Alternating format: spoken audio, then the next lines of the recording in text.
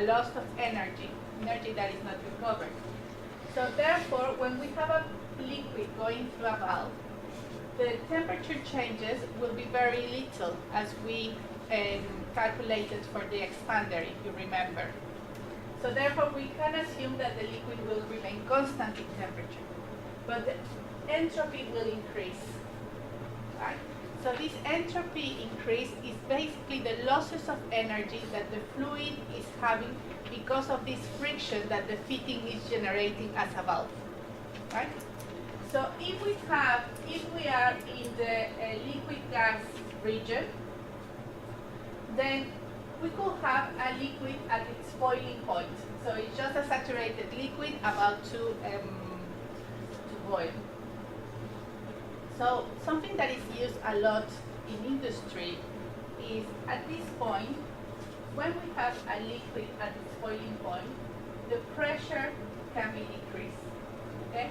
And if the pressure is decreased, then there will be a decrease in temperature, and therefore we will produce a higher fraction of vapor in the system without having to basically further heat the vapor or increase the entropy. So basically, if we have a fluid going through a flow process, let's say a liquid, we can heat up the liquid up to its saturation point. And after it is in its saturation point or boiling point, we basically pass the liquid through a valve, decrease the pressure of that liquid, and therefore force the liquid to generate a vapor. Why? Because if we have a certain pressure of the liquid, let's say we have a pressure that is higher than atmospheric pressure, that will normally be the case.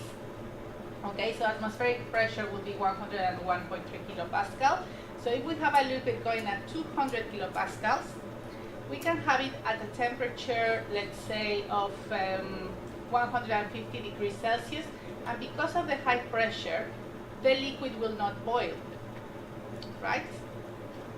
But as soon as the liquid goes through this valve and decreases pressure, then we have atmospheric pressure normally. At 150 degrees Celsius, the liquid boils at that temperature and pressure. So basically, that's the effect that is done in a lot of services and utilities when we want to supply a certain fraction of vapor. We normally increase the temperature up to its boiling point, and in order not to have to go through all this energy, we remember the enthalpy chart, then we will have to increase more heat in order to go through the latent heat and transform it to a vapor. Then we decrease the pressure, and with that we can obtain a vapor without heating further. Is that clear? And again, for the vapor, as when a gas or a vapor goes through a valve, it will have an increase in entropy because of the losses of energy that are produced while the fluid goes through the valve, and also it decreases its temperature.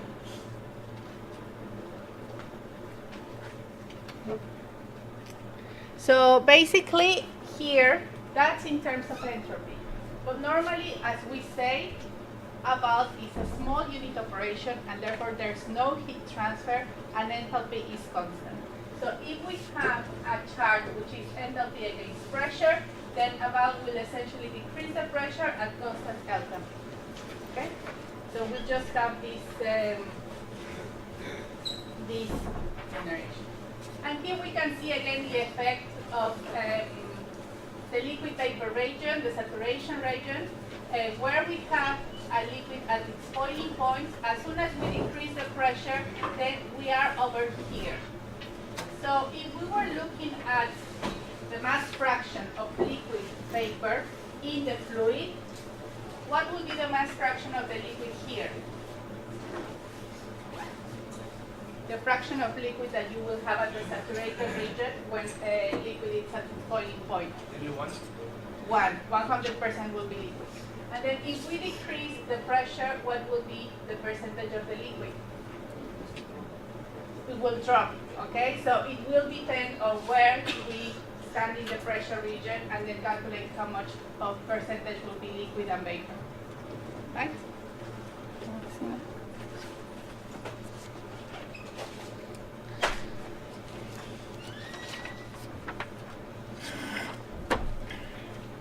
So let's have a look again at an example. And here we will look, yes? How significant is the pressure drop across valve, or are you like using the valve to control?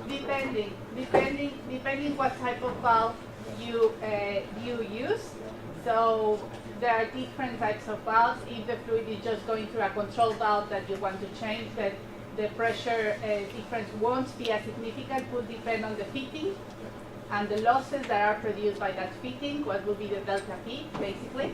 But then if you have, there are certain valves that are used for reducing the pressure, especially for that.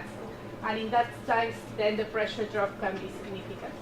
So depending on the type of valve that you use, and well, you can see the different types, like suppliers, how they have the valves and what are their purpose of each one.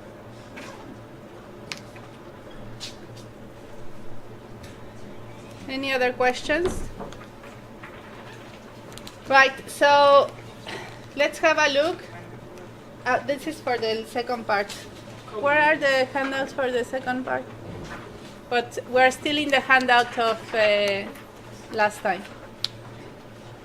Okay, so, right, so here we have an example in which we have air that is coming at 830 kilopascal and 295 Kelvin.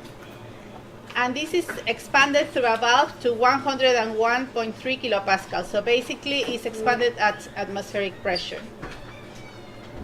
So calculate the temperature after the valve and the entropy change. We know that the air obeys the virial equation of state, okay? So we always say that the virial equation of state is used normally when we treat a fluid that is non-ideal, and we basically use a correction factor.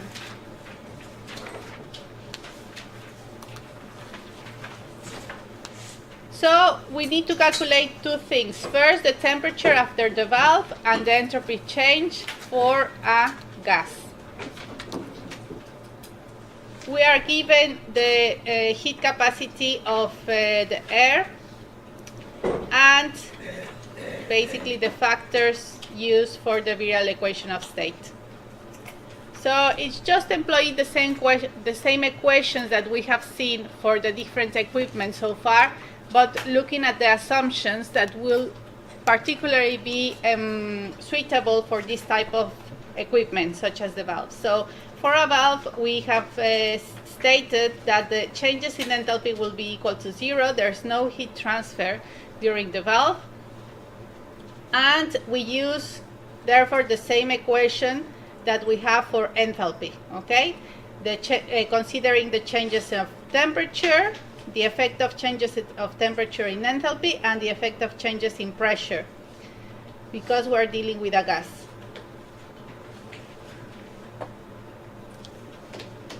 So then really it's just a series of applying the equations that we have seen again in this part, but here what will be unknown will be the temperature after the fluid has gone through the expander. So let's go step by step. So we have the factors that were given for the virial equation of state. Therefore we substitute that into the equation for the enthalpy, and we get those terms. We have B and dB and dt. Okay, so B will be equal to minus 1.63 times 10 to the minus 5, as it was given here. dB over dt equals 2.09 times 10 to the minus 7, as it is given here. And the temperature of the fluid going inside is 295. So then we can calculate all these factors of the equation. Okay? which is basically the substitution of this part of the derivative against P.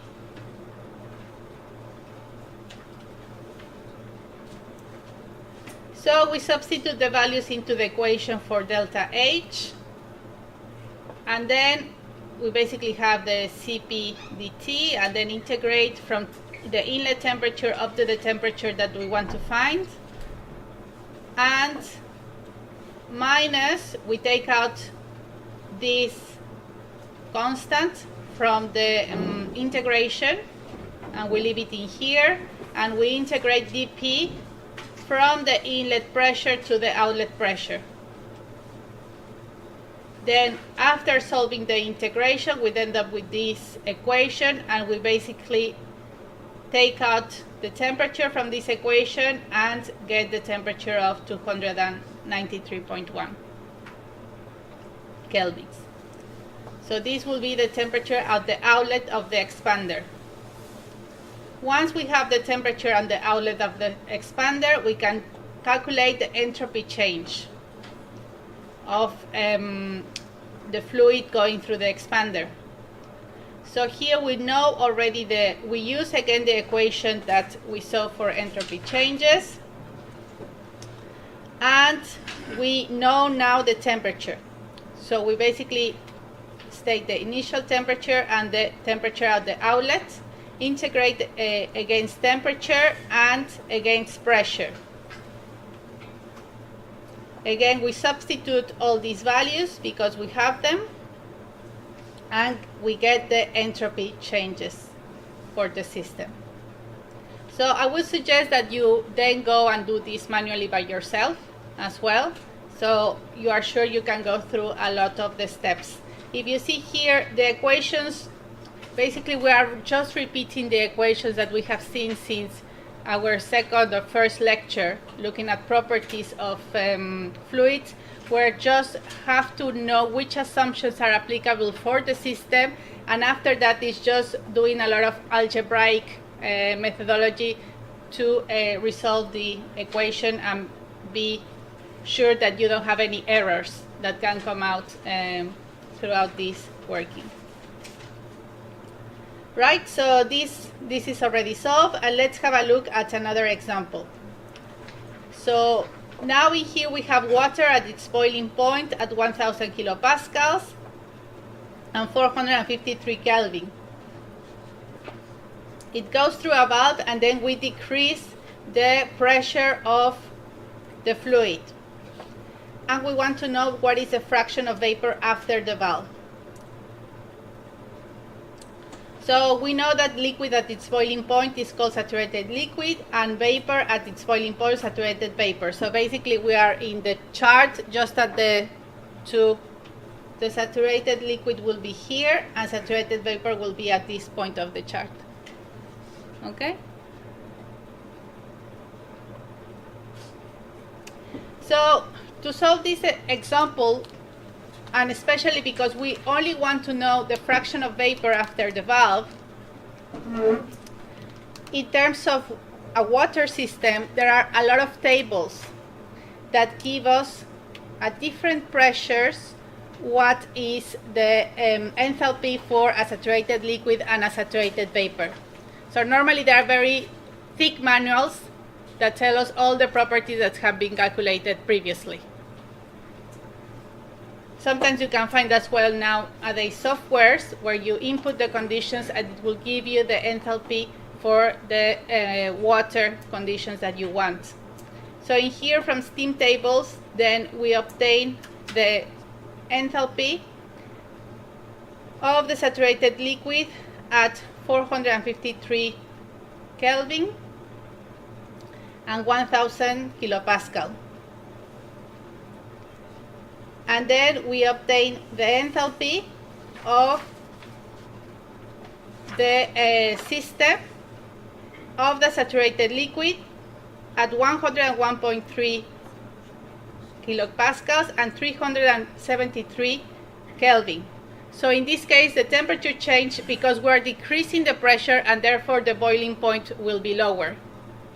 And that's basically the boiling point of water at different pressures. Okay, that can be found in steam tables. So this is normally given. Again, we have the saturated vapor at this pressure and the boiling point, and this will be the enthalpy. So we know from the enthalpy balance that the enthalpy at the inlet of the valve will be equal to the enthalpy at the outlet of the valve. Okay? So therefore, the enthalpy at the inlet conditions will be equal to the enthalpy at the outlet conditions. Okay? So the enthalpy at the inlet conditions, that should be out, I think. So inlet conditions is 1000, and oh yes, enthalpy inlet conditions equals to enthalpy at 1000 kilopascals and 453 Kelvin. Right? The enthalpy at the outlet, then the enthalpy of the outlet will be a fraction of saturated liquid and a fraction of saturated vapor, right? So therefore, we are going to define that fraction, and we normally define the fraction as the quality, which is this Greek symbol that you can see here, phi. Okay, so that will be the quality of that, of the vapor. So therefore, the enthalpy at the outlet will be calculated by the fraction of the saturated liquid at this condition and the fraction of saturated vapor. If the quality is the fraction of saturated vapor, then the fraction of saturated liquid will be 1 minus the fraction of saturated vapor, right? Liquid. No, 1 minus the fraction of saturated vapor, because the quality is the mass fraction of the vapor. Okay? So 1 minus the vapor will give you the fraction, the mass fraction of saturated liquid. Is that clear? So then, with this equation, we can calculate the enthalpy out. So we equal the equations because of enthalpy at the inlet should be equal to enthalpy at the outlet. And we solve for the quality of the vapor. Okay, so we only have the quality here. And we find that the amount of vapor that we have in the system is 15.3%, more or less. Right? So through this calculation, we basically can obtain, when we want to decrease the pressure of a saturated liquid through a valve, what will be the fraction of vapor that will generate through that system. And that's it, basically. That's all about valves. And with this, we finish this part of thermodynamics of flow processes. So, at this point, we are going to do a little bit of some examples.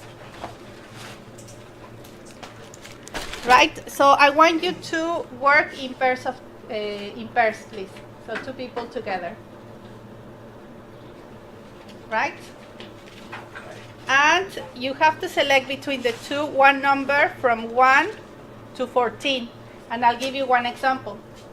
You'll have to work with your partner to do this example. And the first team to finish, I have some sweets for you. Okay? So I have different examples in here. So the first team that finishes will get a game, and we have 40 minutes more or less. So you have 40 minutes to work through the example. Right? So who? Have you done your teams? So who is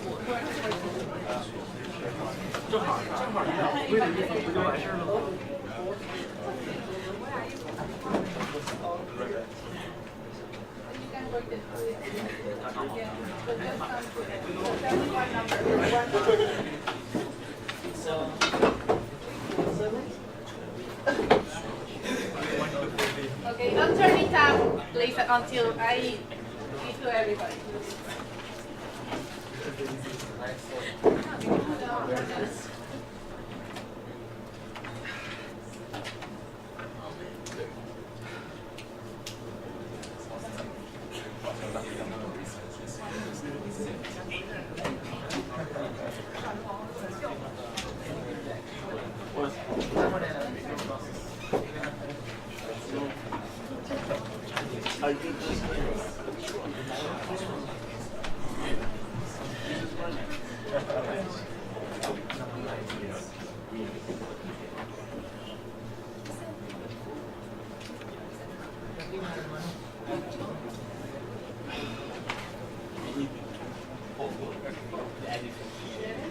Because I cannot be proposal for this.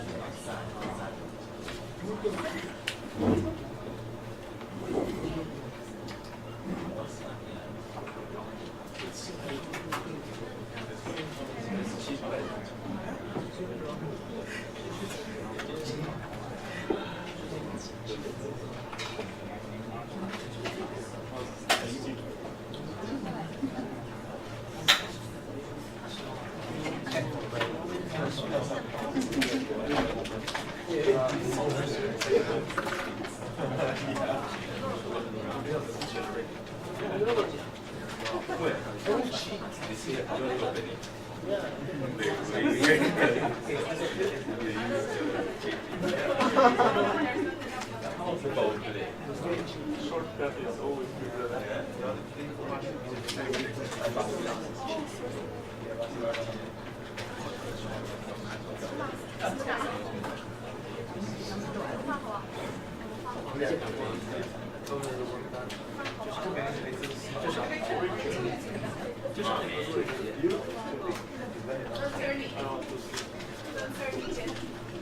Okay, so everybody turns it now, and we'll see who finishes first.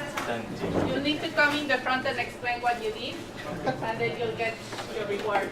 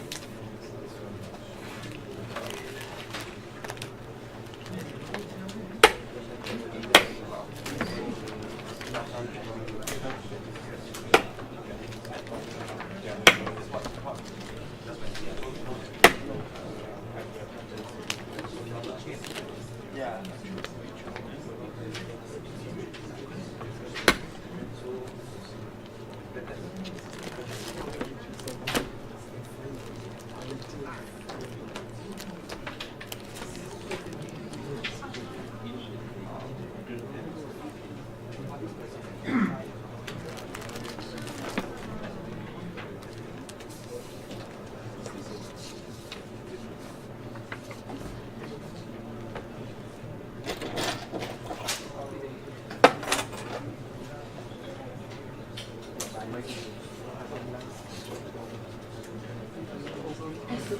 one? Oh, it's right. This big one.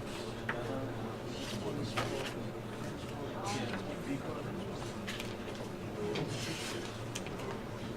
It's just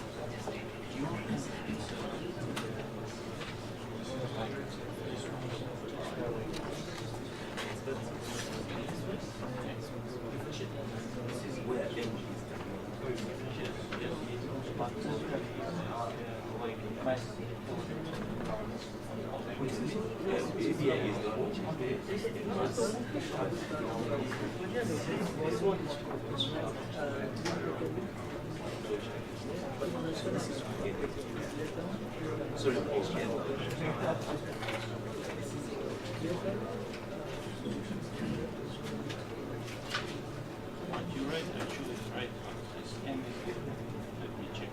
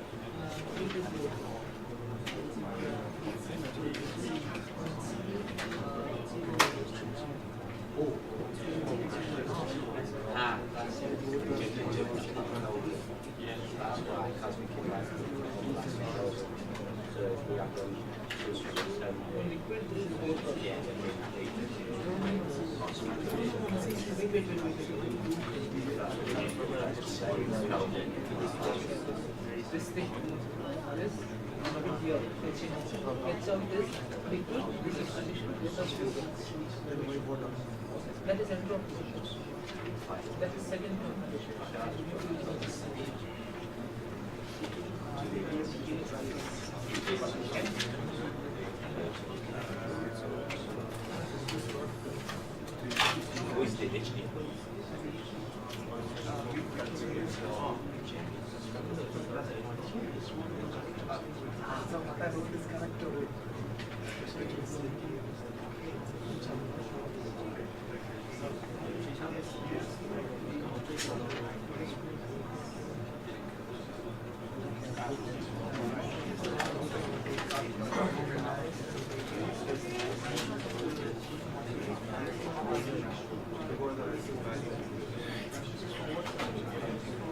other one is 1.3,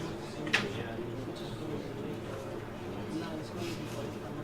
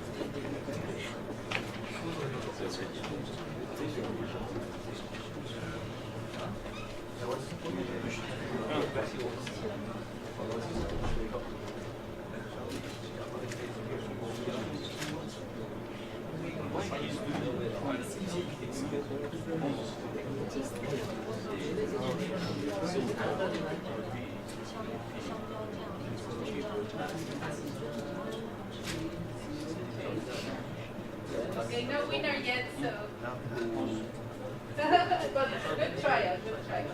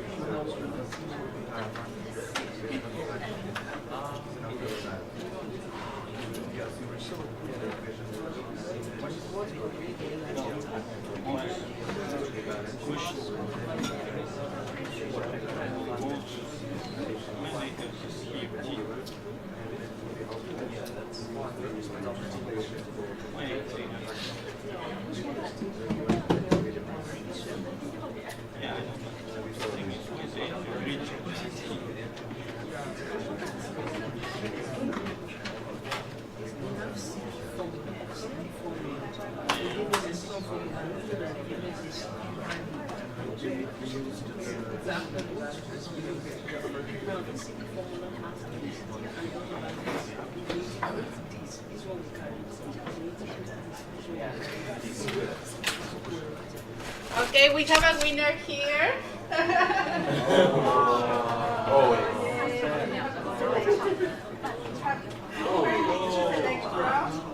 can select a Geo bar, a mandarin, or a chocolate muffin.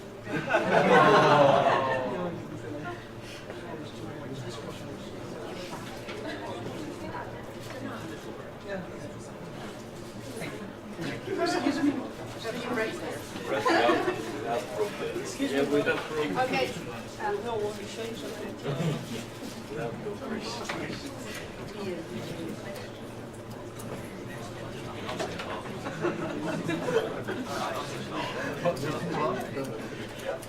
I still have geo bars, so let's see who is next, and I'll give some geo bars to the next one.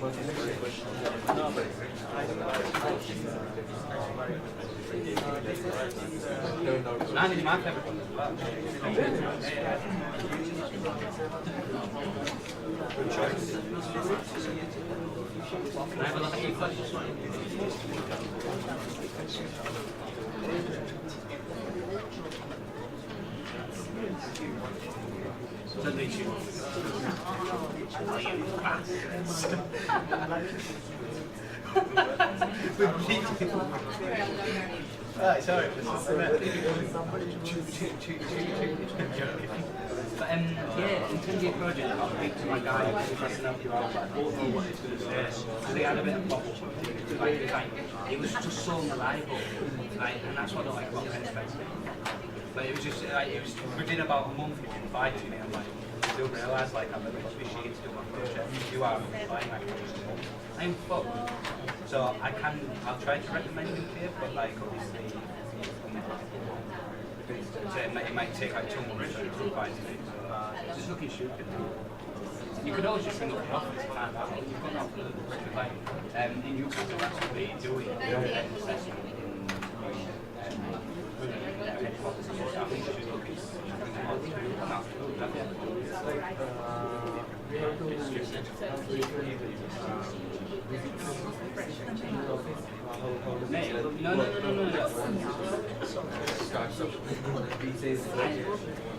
And you have to discuss that when we sign up to that stage, I went but like it's literally right, because obviously we've done this it's literally right next to my house. So you could easily get it from like today because we've got a lot of space in the office, so I don't think it's a problem with business. But I think but that's what I specialise in.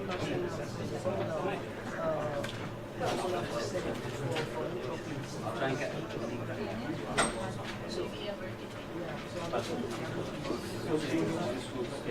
Yes, that's correct. The volume doesn't.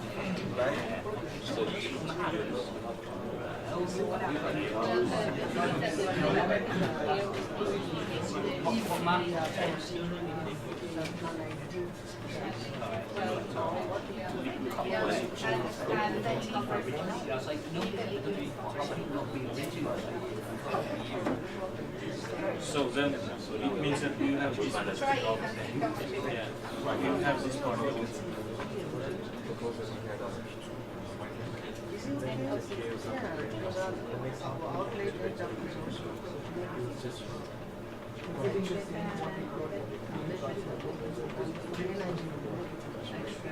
Yeah, you're absolutely about to help us.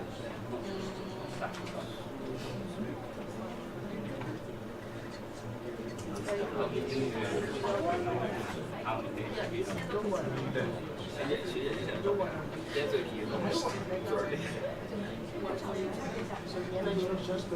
I think that which number? After cost of the slice, it's about 24.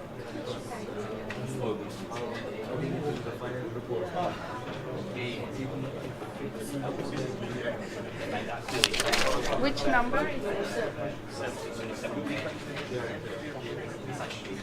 Even last year, You have them as well. these percent is not a lot. You start doing all the modeling and stuff.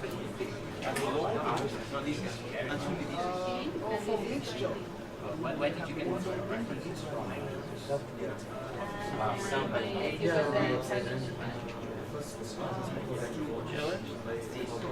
Yes, because you have a mix. So you have to use yes, you have to use individually and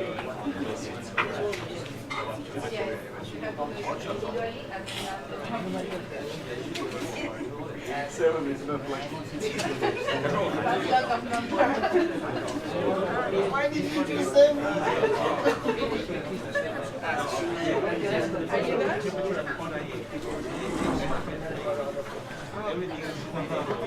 It makes life so much easier when you get stuff. So I was still like right that's nice, but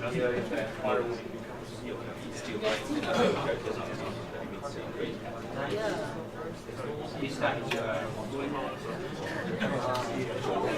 after this model 1 of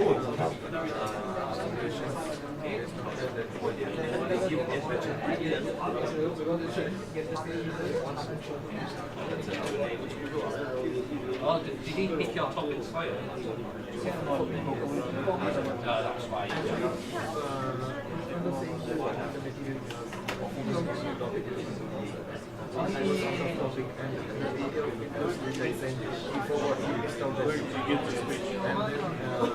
What is it?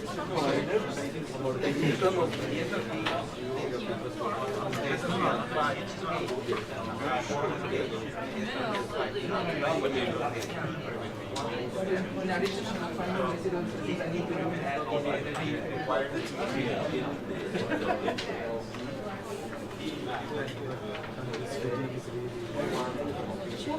Oh, yeah. I do civil stress. The civil stress is but they asked me to do civil stress and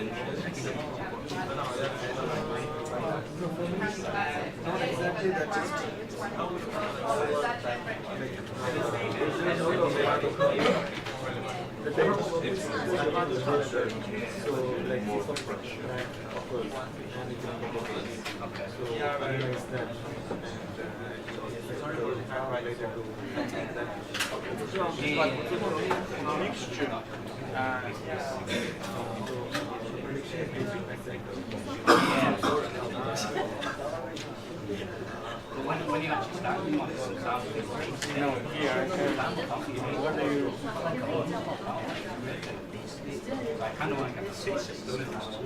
No, it didn't fall. Wasted.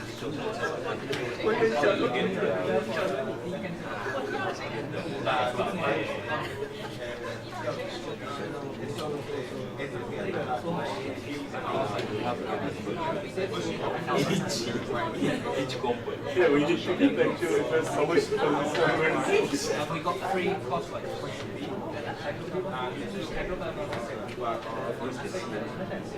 that it? Not can't avoid this instructions. No, pipe and design Construction. Let's start that one.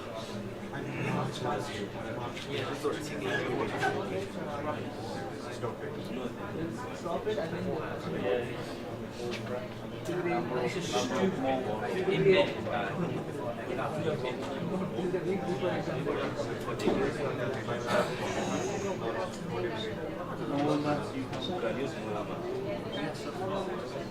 We've got so much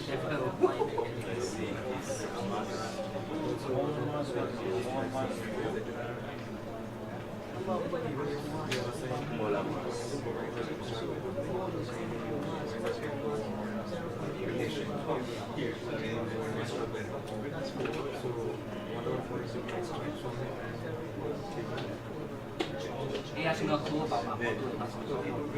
Who's just looking at the confidence and explaining it to him. Oh, no, not what I do.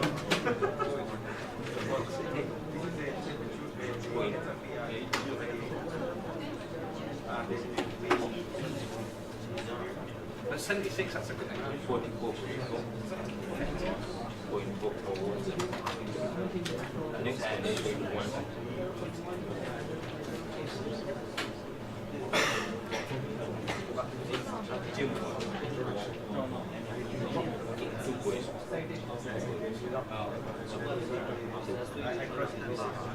Yeah, he said he actually did more references. How come I have more references?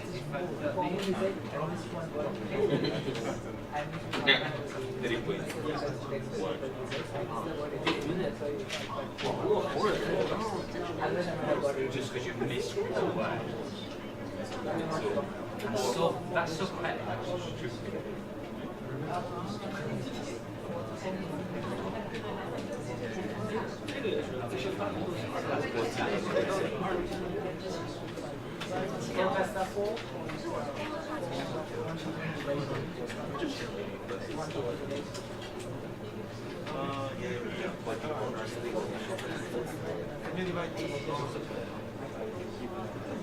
It seems so incredible.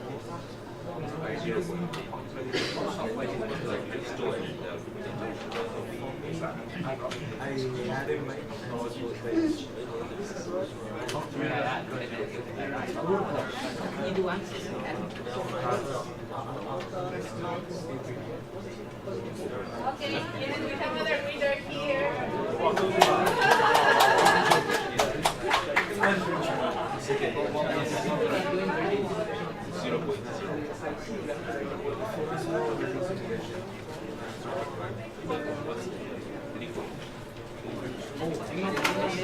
That might come on table 12 here,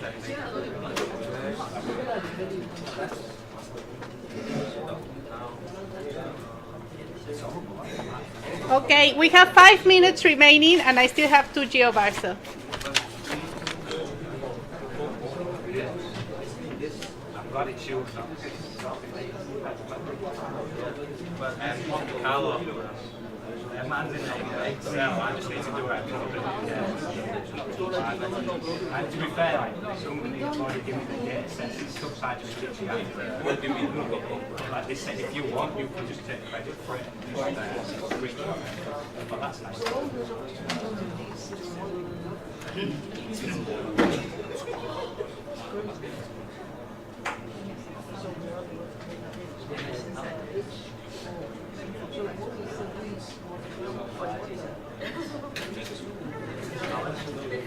Your friend went from anywhere. Sure, that was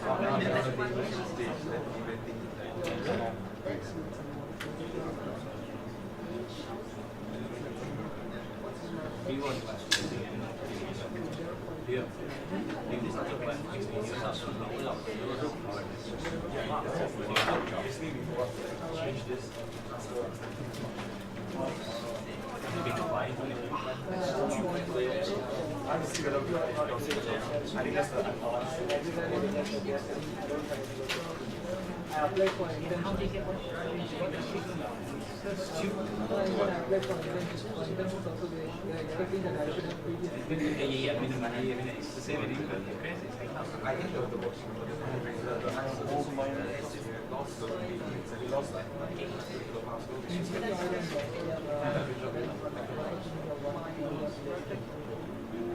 I applied, they were in the can't come back because we can't provide it. We can't provide it. Why they are advertising? Even though you're probably a really good student, actually, that's really good. Is that today?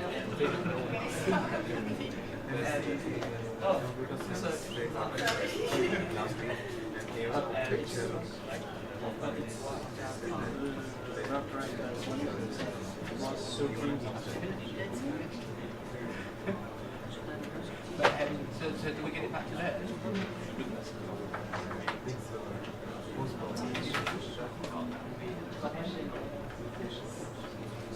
Dynamics was, I can't believe that was the but Dynamics was just really, I thought that would be added about 5 years. Commercial. Materials, well, it's all past paper, that's not a problem. That was the tea,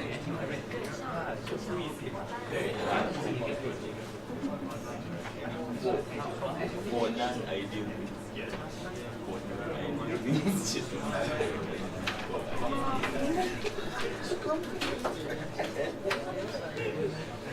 where is that?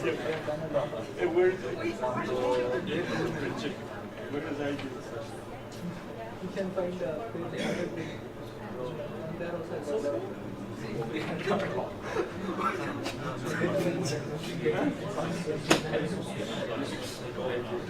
do we get all our marks back at the same time? Or is it basically like each one just distributed?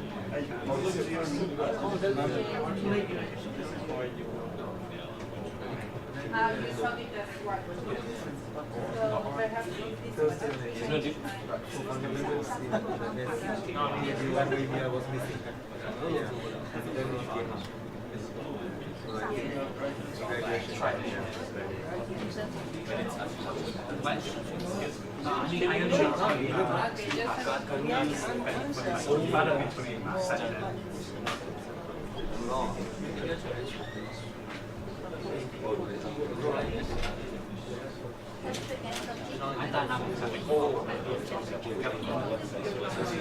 I'll take that because I'll probably miss something.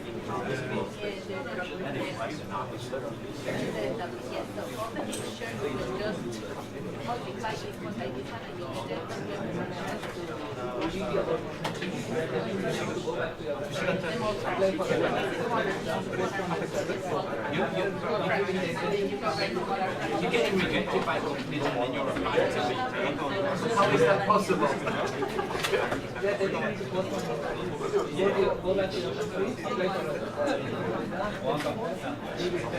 They are a whale. You cannot go from nothing to whale until you get that's what I think. You do all these years of academics and then you have to wait for sorry about that. So,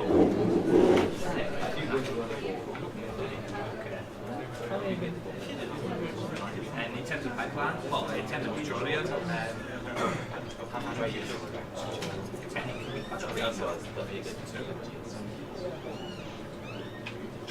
yeah, I remember smashing, but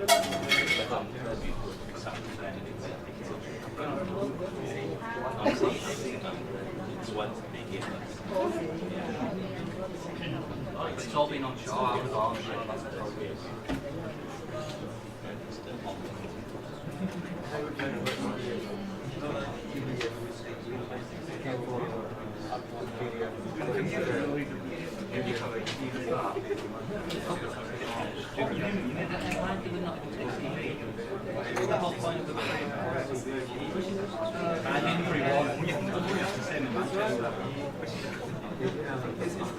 I've not applied to it before. It's so stressful. It's actually Just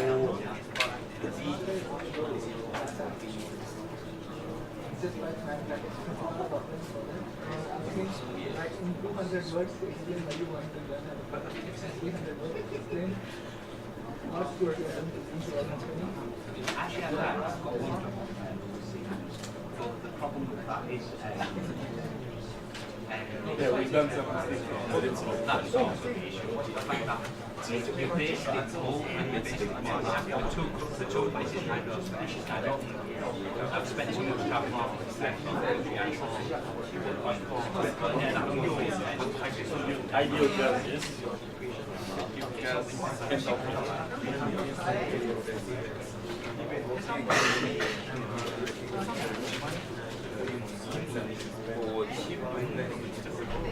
had to go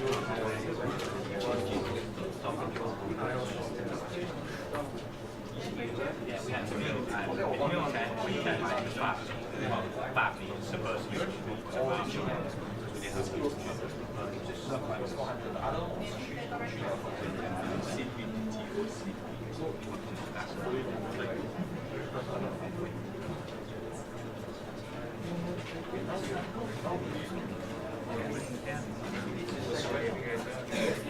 to be fair, it's health and safety class can be very important. If they're saying like all the heights, those sorts of health and safety.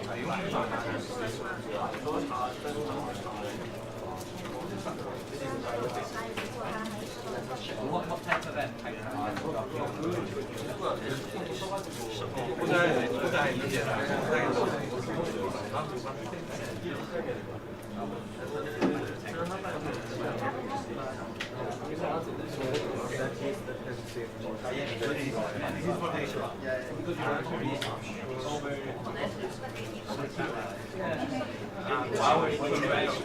well, that video was quite good. I like the video.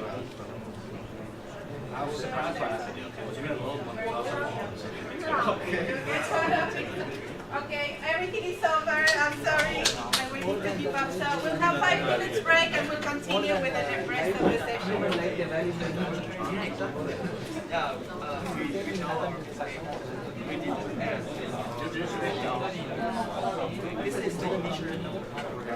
Have you watched that Deepwater Horizon? See, I thought the first half was really good. Do it like that, but I've learned all about it. The second half was good shit. When the, why, I didn't understand that. When there's a fight, you go to the top and then jump up. Surely if you're going to jump up, you should go on. Why would you make it hard for yourself? And I always thought he was fucking stupid, illogical, and he's the manager. Just piss me off. Just a dramatic manager will go there like a spot.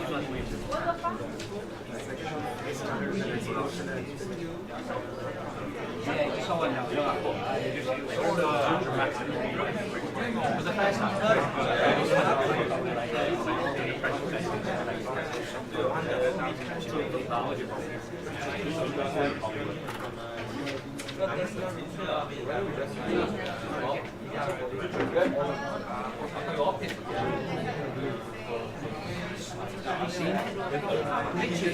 Literally from our group, it's just magic. The rest I don't even know who they are. And it's on my birthday just to piss me off, so I have to come in. Because I looked at the time though, if the match actually there's only one pass, I'll skip it, and then now we have an assignment. I'm with the group I get to win though, and it's on my birthday. I don't like this, I don't think that's fair. Shit. Yeah, I was. Now, I have to say, all the questions, well, most of them, okay, some of them came from previous exam papers, and the other ones from the tutorial that you have in Blackboard. So actually, in Blackboard, you have all these questions with the solution, right? So I would suggest that you go through the tutorial questions, and you are sure you can solve all of them up to the question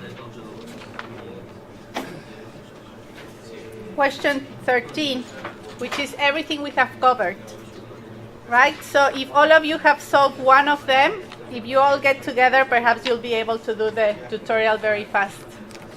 right?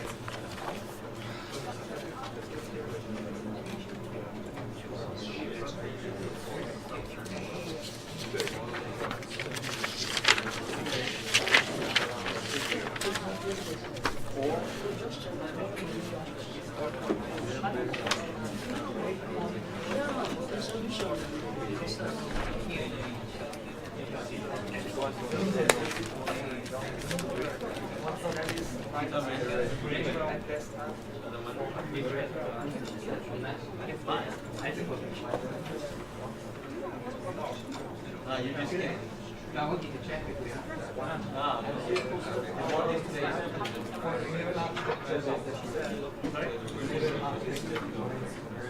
Yeah. Already? Which subject?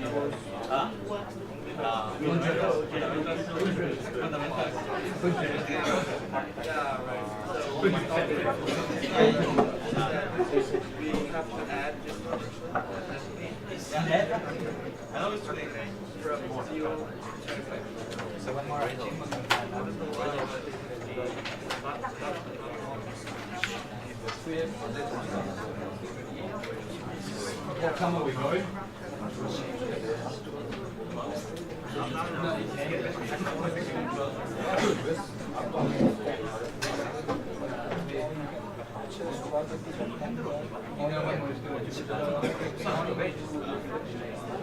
Sorry. So your solution. Oh, yes. But this is just the overall solution that.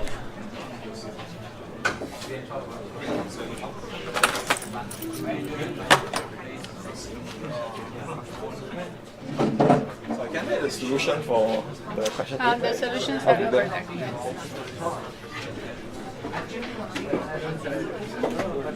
I'm sorry, but I was late. The mixtures. Are there any handouts remaining for the mixtures lecture? He wants one. Excuse, can I ask about my question? Actually, this is not the solving, this is the describe. Yes, it's a And description. actually, I tried some, but the problem is, actually, I assume that the expander is connected to the outlet of compressor. Is this correct assumption? Because this is a combination of compressor and expander. But we have only the inlet condition of the compressor and then isentropic efficiency of the compressor. So I assume that the expander is connected to the outlet of compressor. So, and that based on that, the following the examples, so based on the assumption about the isentropic for the compressor process, I can have two actual equation, one for the isentropic, the condition, and the other is for the enthalpy. But the problem is we have two variables, outlet temperature and outlet compressor, outlet pressures at the same time. So after that, we can express the delta H, the isentropy of the compressor, as a function of the outlet temperature. After we substitute P2 as a T2, after that, we can solve the real work of the compressor as a function of T2. And then using this, actually this is the inlet condition. Actually, this will give the inlet condition for the expander. So after that, because we don't know anything about the expander, so we need to assume everything about expander, like the efficiency or something like that. So I don't understand how can solve this question, because it looks like an exam question. I think that in this case you will go through the procedure that you will go in each one of the for each one of your calculations, but you don't have to say, well, if this is not here, how I will do. As long as you state the procedure, that will be fine. had one question about the because we have these parameters for the vapor, liquid, and then vaporization. So this means like the considering the process in expander. Because I think this will happen in expander. So I need to use these parameters when I considering about the process in expander. Or I think that here, more than using the parameters that are given here, is explaining actually the description, just explaining and the equations that you will use. You don't need to worry about this information that is given over here. So, and here something that is important is that here is given to you propane butane. So actually, so you will actually have, let's say, a mixture. A mixture. So it was a little bit complicated. Very complicated. Yes. Maybe this is a 20 marks question. Yes, this is a little bit complicated, but we haven't seen mixtures, so we'll start looking into mixture. Okay. So perhaps that will be. This is only their marks because you actually don't need to solve anything. You just have to say, I will use this equation, I will use the other equation, and you're given a formula sheet. So it's basically just explaining. Really, I think this information is given just as a matter of perhaps sometimes you are given so much information, you need to say what information is useful and what is not useful for answering the question. So this is not very useful for answering the question actually. Just distracting. Yes, distracting. So you have to really check, okay, what do I have to use? Because sometimes students, they just see and they think they have to use everything that is in there, but that's not you have to actually just do what you are asked. Okay. Thank you. I have just one question. Yes. So our question is just number one. Yes. So we try to get the V and just V, and the ideal guess is PV equal to nRT. Yeah. So the problem is this one, the third one. So this is we can guess the cubic of V. So It gets very complicated. yeah, it's the cubic of V and the scale of V, and so is it right? So you have substituted B here in this equation, right? Yes. Well, you calculate the specific volume. Yes. So you have the specific volume here. So, but we can get the cube of V, cubic of V. So What do you mean the cubic of V? So I mean, sorry, I have hand. So I mean the cube of V of 3, right? Okay, we can so calculate. volume is like that. Like the V3. Yes. So. Yes. So how can we calculate? We don't have any calculator to Because it's very complex. Yeah. Very complex to do this equation. So.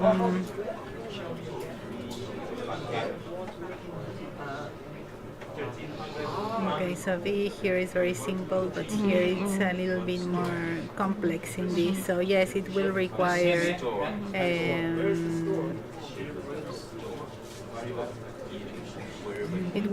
the use of more complex calculations. So I think that's why we didn't look at this in real to do it manually in the by hand. So we will only focus on being able to solve virial equations of state or ideal gases, but this equation is a little bit more challenging. So you will need to input perhaps in Excel or something like that to solve the equation. So in this case, because of the tutorial, it was just introducing this equation and seeing that there are other approximations to be able to correlate the volume, temperature, pressure, and this is one of them. But we didn't look at it in real.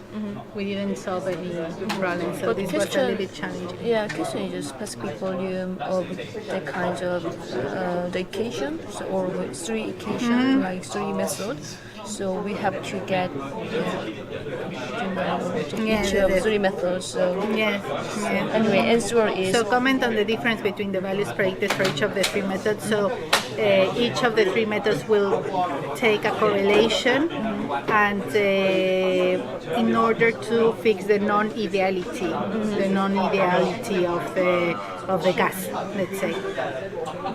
So this will be ideal gas law. This will be virial equation of state, and this will bring it to an equation. So this is this uses a correction factor in order to correct for non-ideality of the gas, and this will be another cubic equation of state that is normally used as well with a better approximation to the non-ideality of the gas.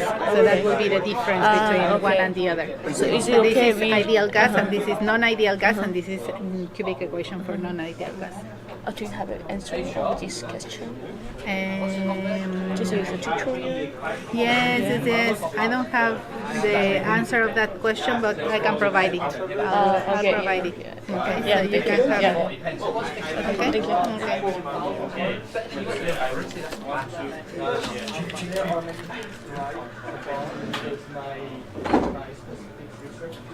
Okay, so we will continue now.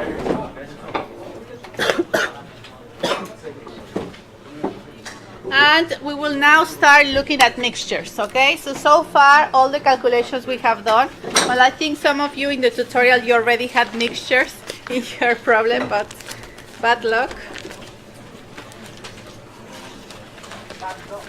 Yes, bad luck, because we still haven't covered that, so.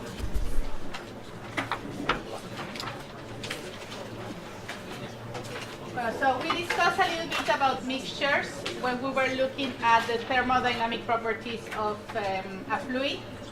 And today we will continue looking more into mixture properties and how we calculate entropy and enthalpy of this type of solutions.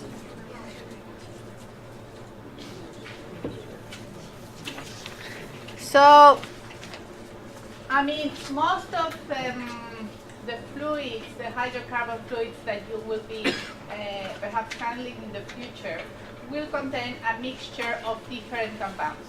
Okay, so here is approximating more to the reality of having a hydrocarbon system, and therefore we could have 2 or more compounds, sometimes as much as 50 compounds in that. So, if you how do we calculate mixture entropy and enthalpy? If you remember when we were looking at the thermodynamic properties, we basically added the sum of the molar fractions of each entropy and enthalpy compound. So we can do the same, for example, for heat capacity, and we can say the heat capacity is the sum of the mole fractions of the heat capacity of each compound. Okay? Where this one goes to N from N. So this is just touching a little bit on what we already discussed in our previous lectures.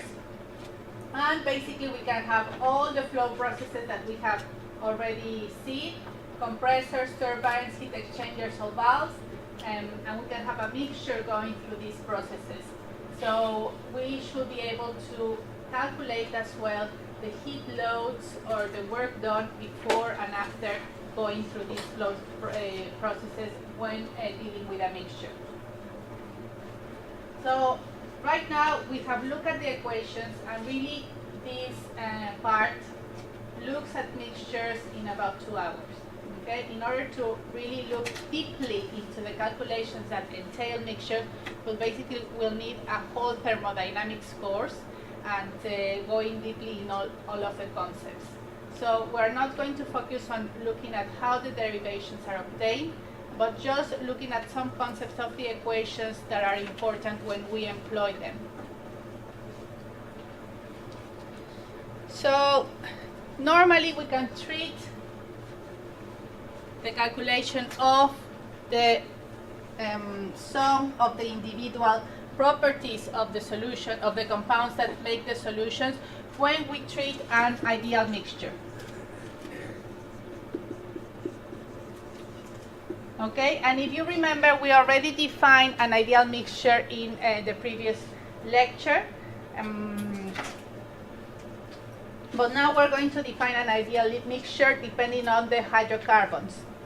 So when can I treat a oil or a hydrocarbon mixture as an ideal mixture? Normally this can be treated as an ideal mixture if the compounds that make that solutions are structurally similar. So if they have similar molecular weights, similar chemical formula. Okay? So basically, let's say if we have a mixture of propane, hexane, butane, this could be treated as an ideal mixture. Normally, hydrocarbon mixtures cannot be treated as ideal when we have other compounds which are hydrophobic, such as water, or when we have other compounds as well that go far away from the molecular weight, the ideal molecular weight, such as very heavy hydrocarbons, such as waxes and things that will completely change the molecular structure of the compounds making that mixture. So we can say that we can treat an ideal mixture for hydrocarbons, okay, when we don't have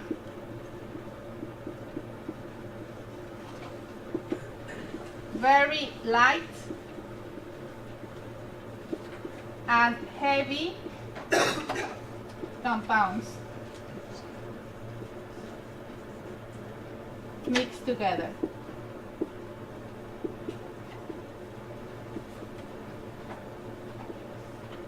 Right? So whenever you have a hydrocarbon and you are going to process it, the first thing is whether to determine whether you will treat it as an ideal mixture or whether you won't treat it as an ideal mixture. And it's very important, that assumption, because if you treat it as an ideal mixture and then we have heavy compounds which is behaving as non-ideal, your calculations can be thousands apart from what actually the mixture is behaving. Now, when you have a hydrocarbon mixture, you can also have two phases. You can have a liquid and a gas phase as well. Right? We will later see a liquid or a gas phase. Right now, we're going to treat mixtures as if all of them were in a single phase. When you have a hydrocarbon mixture, you may have two phases, gas and liquid. So you can treat your mixture as having a mixture of gases and a mixture of liquids. And that will help you approximate your mixture to an ideal solution and therefore be able to calculate it more easily. So perhaps you may have very light compounds which will be in the gas phase but not in the liquid phase. Therefore you can calculate everything for the liquid phase if you have the same type of compounds in the liquid phase. Is this clear?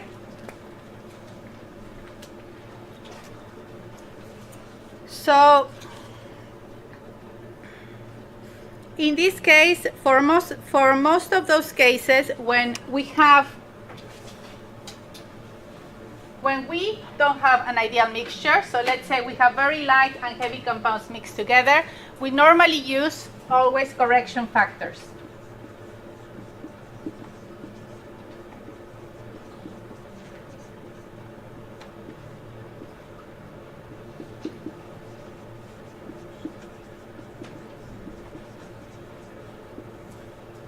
Okay, so in most cases, when you define that the actual mixture cannot be treated as ideal, then sometimes we still do the calculations as ideal, but we use correction factors in order to approximate to the non-ideality of the mixture. And those correction factors normally come from the API. Okay, they have published several correction factors for different types of mixtures, and you can use them in order to approximate to the non-ideality of your mixture.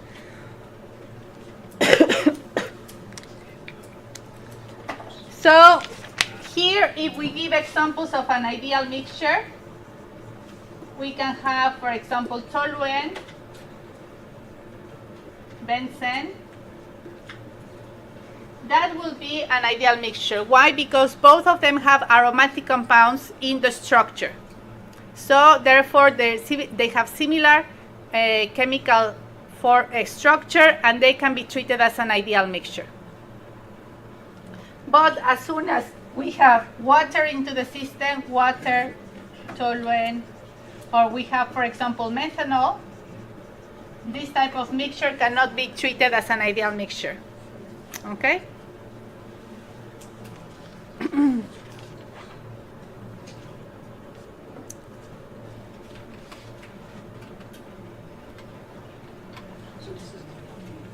So how are we going to calculate, how we are going to do the calculations for ideal mixtures? So here it's a little bit of going through the same process that we have done for the thermodynamic properties of fluids. Okay, so in ideal mixtures we will be able to treat each component differently. So we will have the molar fraction of each component, and then we are able to, well, let's say that we have the component first at standard, at room temperature and atmospheric pressure. So atmospheric temperature and pressure, standard conditions. And we basically will divide and we'll change this to, we will fix for the temperature that we want our mixture, or our mixture is, using constant pressure. And then we will fix for the pressure using constant temperature. So it's more or less the same way we have been doing the calculations to obtain the properties of the system. So we will go for pure component 1 at standard room conditions or atmospheric conditions. And then first we will correct from the temperature of the mixture. And one of your colleagues in one of the examples, for example, they were asked what is the entropy and enthalpy of this compound at this temperature and at this pressure. But no initial conditions were given. So he was wondering, well, how do I take the integral from which initial conditions? So you will always use the initial conditions of atmospheric temperature and atmospheric pressure when you want to calculate for a certain temperature or pressure. Okay? And normally these are given, and through tables you can find them, and therefore that's why you take these at the initial point, because that information can be found very easily. So in here we will then do the correction for temperature, then for the pressure, changes in temperature, changes in pressure, and we'll after that multiply by the molar fraction and get the contribution of that compound into the mixture. And then we do the same thing for the second compound in the mixture and multiply by the molar fraction and add it to the first compound. Okay? And so on, depending the number of components that you have in your solution or in the mixture. So we will follow this procedure.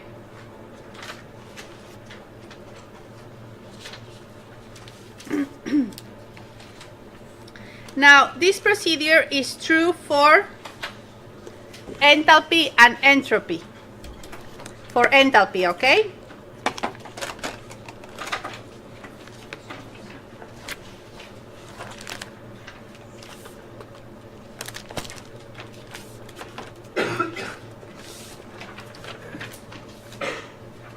So if we look at the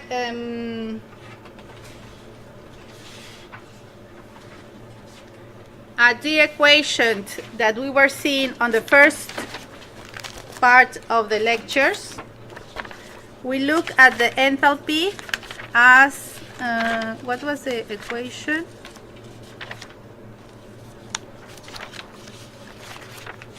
So the enthalpy of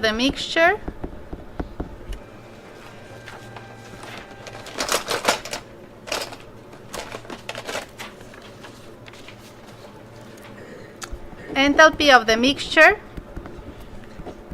was the sum I to 1 to n of the molar fraction of the enthalpy of the certain compound. Right?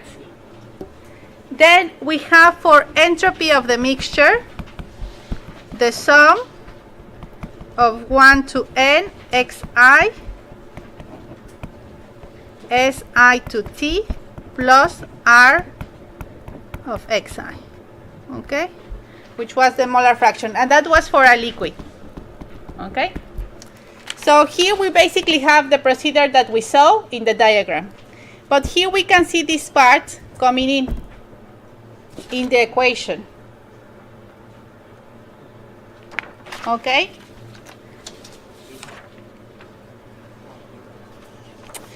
And then in this case we can say, well, why do we consider this will be the gas constant? Why do we consider this part in the entropy? Why we don't have just the molar of the entropy, the individual entropy of each one of the compounds? And this is the reason why. In enthalpy we can add up the enthalpy of each contribution of each one of the compounds. That's it, that's the general entropy. But entropy, there's something else that is happening as well. So let's say if we have in here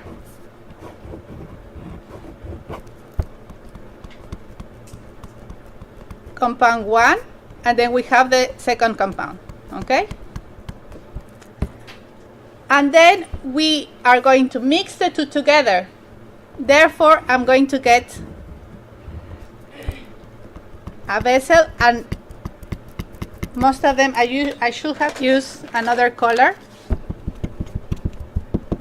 and they are here together, right? So they were separate first, and here they became together. So not only this had a certain entropy, right?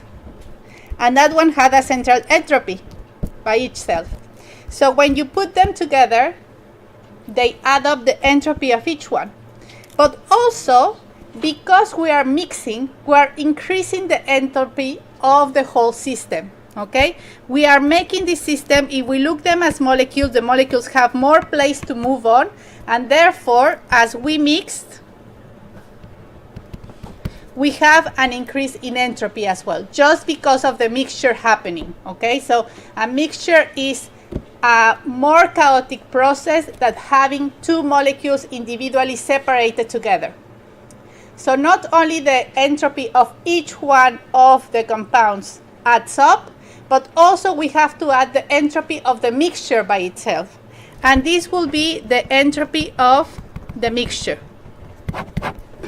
And this is why we add up this part into the entropy factor and not the enthalpy.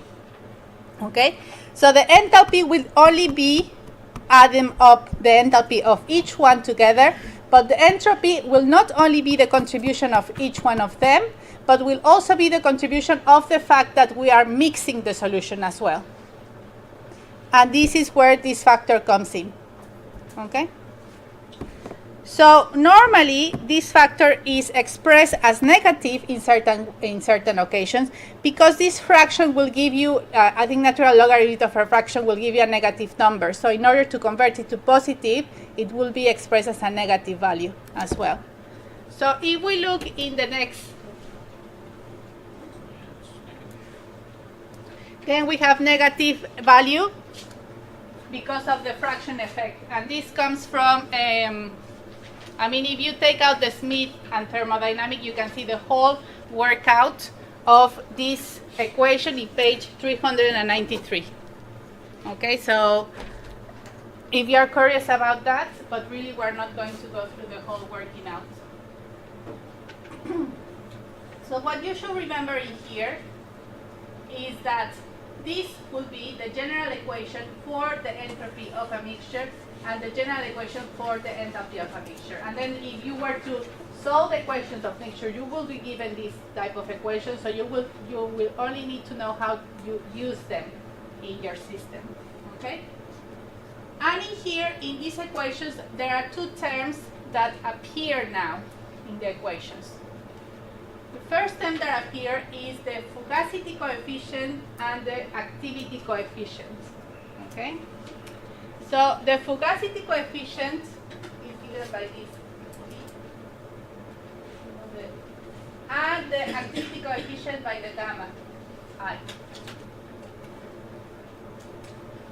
Normally, the fugacity coefficient will be the correction factor for gases, and the activity coefficient will be the correction factor for liquids. So these correction factors are normally used in order to help us approximate to the non-ideality of the mixture. Okay?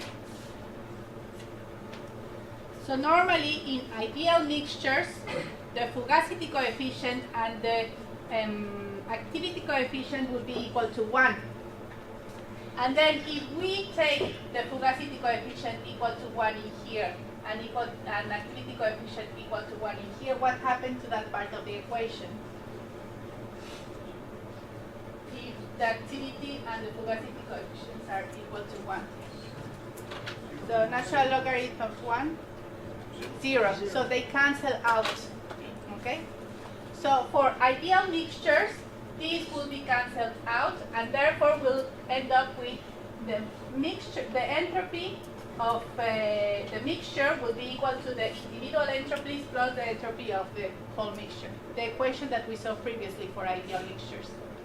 And then for the enthalpy, then this cancels out, and then we only end up with this part of the enthalpy factor. Can you see? So normally the fugacity and the activity coefficients are corrections factors that we use to account for the non-ideality of the mixture. If the mixture is ideal, these become 1, and therefore they are cancelled out from the overall equation in order to determine the entropy and enthalpy of a mixture. Well, the enthalpy is the same, yeah? The enthalpy is the same. The fugacity and activity coefficient will be 1, and natural logarithm of 1 will be 0, and then you cancel out that, and therefore you only end up with this part of the equation. So this part will be cancelled out, but this one no. And that's the same thing that is the same equation that we saw for ideal mixtures, but we say that in entropy we need to account for these changes in the system because mixing generates more entropy in the system, but not more enthalpy. This one is not going to cancel out. This is going to be negative. And yes. And the previous one was positive. Yes, that's what I say. These are convention factors, and this is basically negative because this number gives a negative number, the natural logarithm of a fraction. So entropy for ideal gas, it will have anyway this part. Entropy for ideal gas will always have 2 parts as well. Yeah. This will only be, but this is not ideal gas, this is ideal mixture. Ideal mixture. Ideal mixture, for an ideal mixture. And therefore we will take out this part and we will have 2 parts contributing to the entropy, which is first of all the entropy of each one of the compounds and the entropy of the mixture. Right? So that's the only thing that you need now. If you want to look at the derivation of these things, then it will take a little bit longer, I think.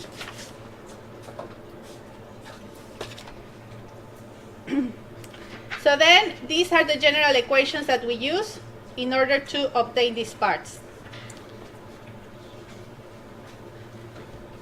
So, right, here it comes a little bit of what we have already mentioned and what we discussed in the previous slide, that we can have an ideal gas.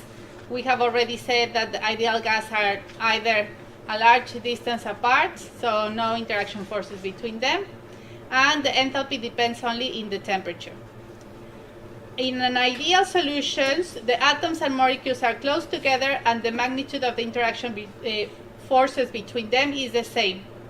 The enthalpy depends only on the temperature as well. So this is coming back to the ideal mixture concept where the fugacity and activity coefficients equals to 1. Therefore, the natural logarithm of each one of these parts becomes 0, and we end up with the equation that we saw when we were discussing before ideal gases. So right, so let's do example 1. and we will continue next time.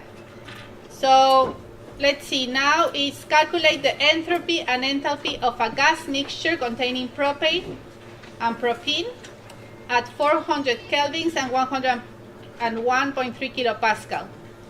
The mass fraction of propane is 0.8 and the mass fraction of propene is 0.2. Assume that the gas mixture is ideal.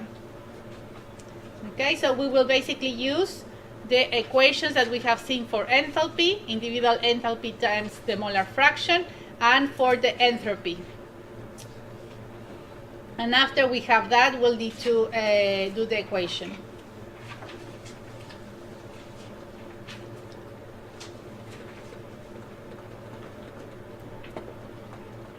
So let's go through the solution, and later on you can solve it by yourself as well. So we are going to look at first the entropies and enthalpies of the pure substances at the temperature that we want and atmospheric pressure. Okay, so we first correct for the temperature.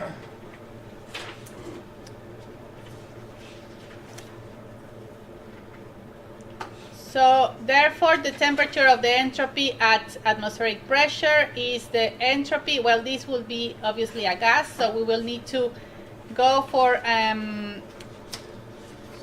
the entropy at the outlet will be the entropy at the inlet plus the changes in temperature, okay, Cp dt. And then for the enthalpy the same happens, but without dividing the T here. So we substitute Cp in this equation that was given to us, and then we use the initial conditions of entropy and enthalpy, and then we solve these two equations. I'm going to go just really fast. In the same way for the propane thing, so we again do the same procedure for propane as we did for propane. And we get as well the individual entropy and enthalpy of the mixtures, of each compound in the mixture. And then we obtain the molar fraction. So I believe that in this case you were given mass fractions. So therefore we'll need to divide by the molecular weight in order to get the molar fraction of each one. Then this is the equation. The molar fraction of propane will be the the moles of propane over the mixture, and the molar fraction of propene will be the moles of propene over the mixture, and then we'll get the molecular fraction of propane and propene in the system. Then after that, then we calculate at this temperature for the mixtures, and with this we'll basically multiply each one by the molar fractions, and we get the entropy of the mixtures. The same happens for the enthalpy. So we multiply the enthalpy for each one of the fraction, and we add them up, and we get the enthalpy of the mixtures. And well, this is per mole, and if we want to calculate per mass, we can't basically use the molecular weight of the mixture and divide by the molecular weight of the mixture. Will be the fraction times the molecular weight of each compound. And this will be in terms of kilograms instead of terms of moles.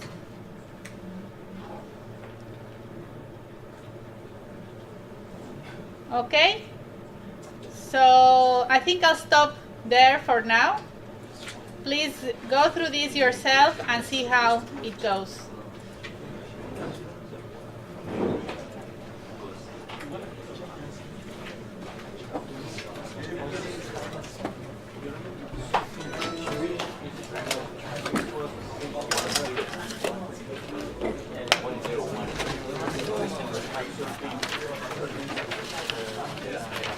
Well,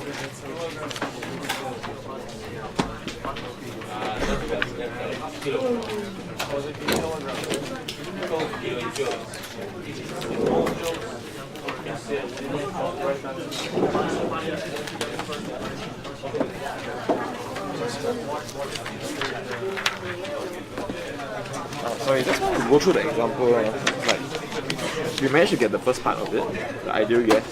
But the second part, I think we don't know what went wrong. That's the thing. I still did that. This, What was the? this is the question. This is the question. Um, So basically, we use this.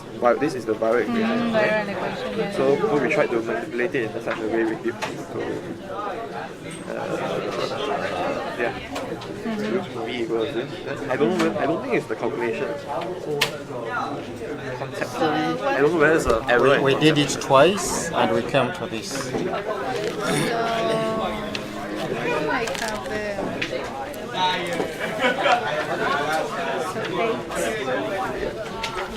So you get 371 kelvins. So this one you get 400 and this one you get 371.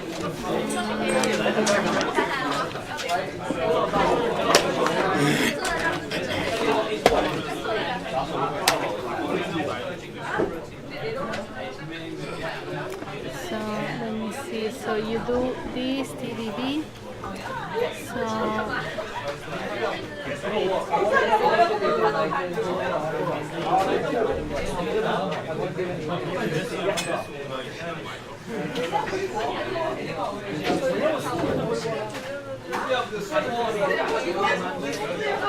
Were you given the CP? Yes.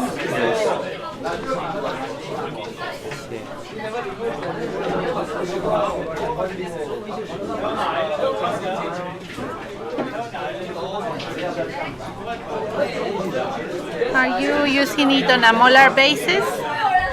So do you do it everything in moles? Yes. Yeah, we used the way it was. And this 1/m, what is this m? M is this M. Ah, okay.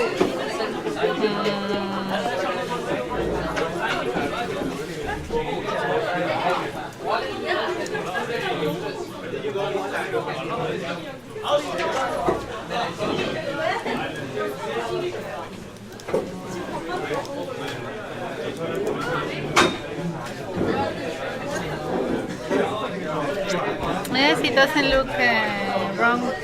So basically the concept is correct. Yes, the concept is correct. So But also, I have to check. remember when we also did it the first time? Yeah. Before we converted, we had some 399 something. Oh no, because that was because the first time we did it actually we did it, I think we did it wrong because when you integrate the pressure it has to be in Pascal, right? Not kilopascal. Well, depending what is your. Okay, we just You use the units as long as you're consistent. Okay, As long as you're consistent. Then yes, that it should was be it. okay. Then Yeah. that was it. Okay. Okay. So this is for virial equation of state 371. Okay, I'll check it and then I'll let you know if there was anything, but it looks alright. All right. It looks alright. Thank you. Okay, at least we didn't get anything mixed up. So the mixture, if we are mixing two liquids, will there be any form of gas evolution? Because we're talking of the it keeps confusing me. The universal gas constant Of in the mixture of liquids. in the mixture of liquids. Yes, that comes from basically here that we have the liquids.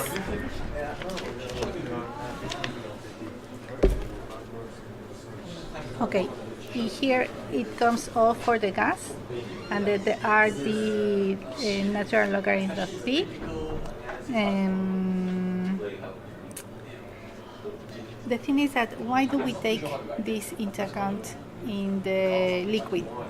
Because here we are using that part. We rely in the fact that the liquid is compressible somehow. Okay. So normally we assume liquids not to be compressible, not compressible, but in order to account for the entropy generated by the mixture, we have to account that the liquid will somehow be compressible. Okay. And certain liquids will behave like that. Okay. Otherwise, we'll just take out that part and do that. So in here we'd say entropy of an ideal gas does depend on pressure. So normally the enthalpy of an ideal gas won't depend on pressure, but the entropy will depend on pressure. And then this comes from this equation. R natural logarithm of yi. Okay, so in this case we take the R because we are accounting for the incompressibility of the liquid. Okay. That will contribute to the entropy. Okay. Thank you.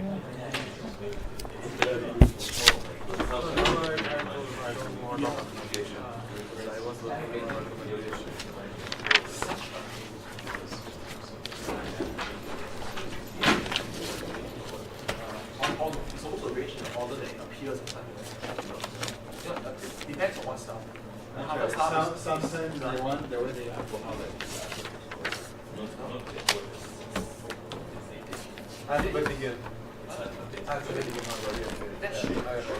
because when I shift around and I update my reference, it's like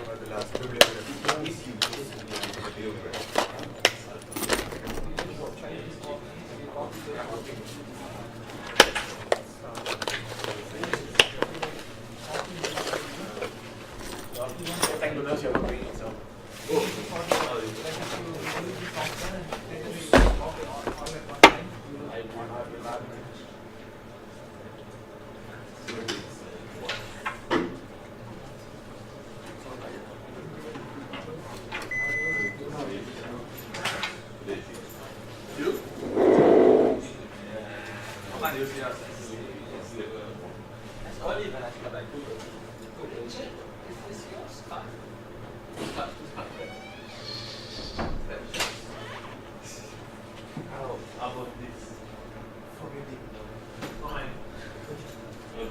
If you take it, it's yours.